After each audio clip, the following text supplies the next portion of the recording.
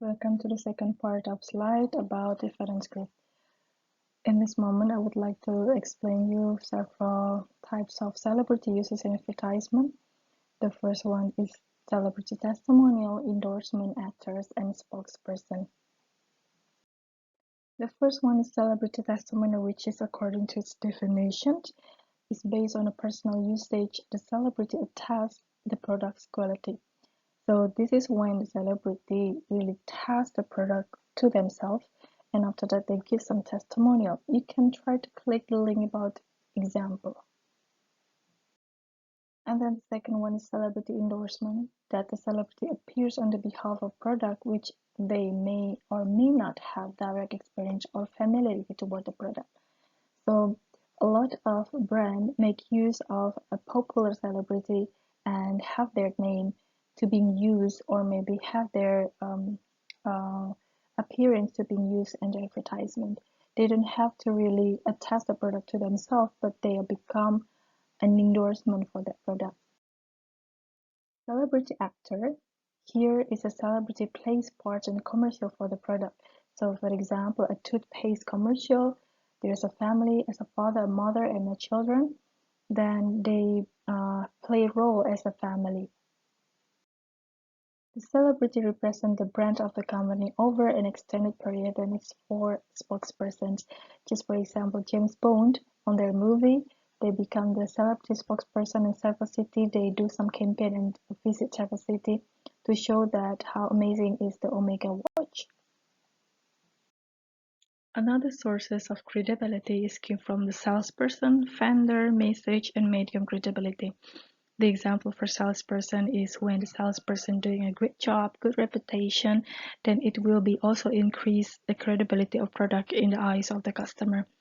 And when the medium that being used to advertise a product has a good credibility, then it will usually influence how the customer see the product.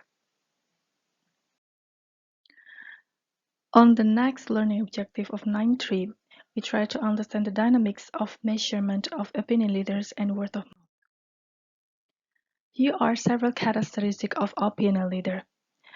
Opinion leader is someone who has some good perspective, good experience. They have some confidence here to also share about the product. The characteristics are, first, they have a knowledgeable in the product category. So they usually have some kind of a knowledge about the product. The second one, they have some self-confidence. They're quite outgoing and sociable persons. They have a read special interest publication and website, so that's why they have some knowledge. And the fourth one, they often have some social economics and age with a group who has as a receiver of the information. So the information mostly will be easier to be accepted by the receiver because they have some socioeconomics and similar level too. And how to measure someone who has a good opinion leader? The first one, we can use self-designating method, which is on the self-designating method, the opinion leader being given a questionnaire to test whether they could see themselves as a good opinion leader or not.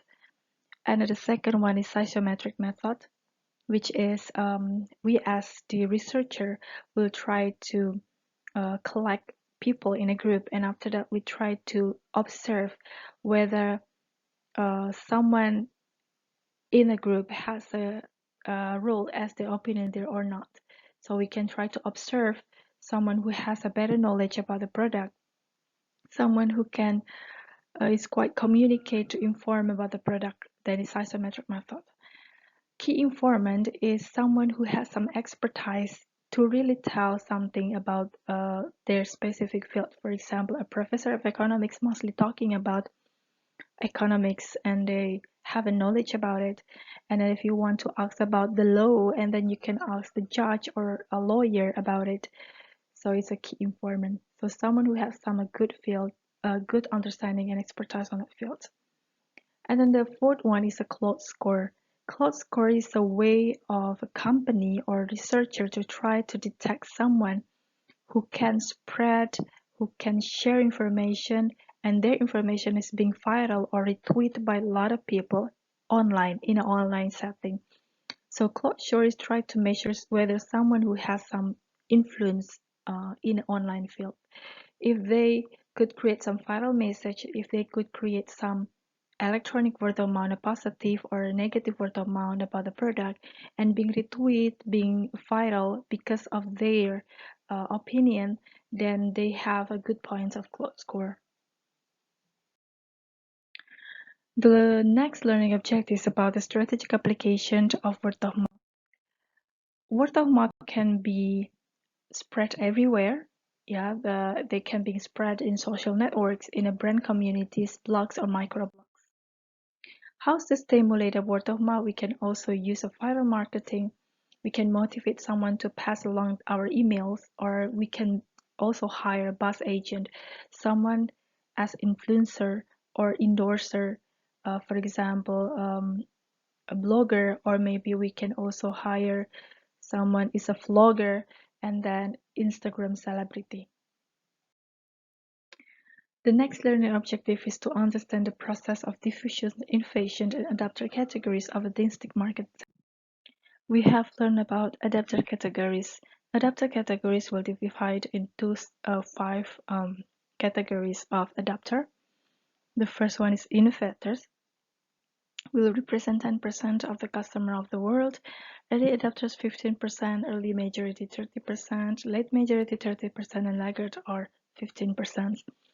And we, as you know previously, that innovator is someone who's tried to adopt the product even if before the product has been launched to the market, they already set a purchase order. And then the early adopter is someone who adopt the product after the product being launched on the market. They will inquire to get the product. Early majority is someone who wait for a moment, like 1 week or several months, to finally adopt the product, and they usually will wait a testimonial or review from the early adopter. Late majority represent 30%, which is they will wait like almost 1 year to finally adopt the product, and they quite risk averse to adopt the product. Laggard is someone is quite late on adopting the product. They usually wait for several years, or maybe after the product will try to finally launch a new version of the product, then the laggard will finally adopt the product. So this is the last part of our discussion about reference group. I hope that you could understand clearly. And then if you have some question, we can discuss on the Microsoft team. Thank you. Good afternoon.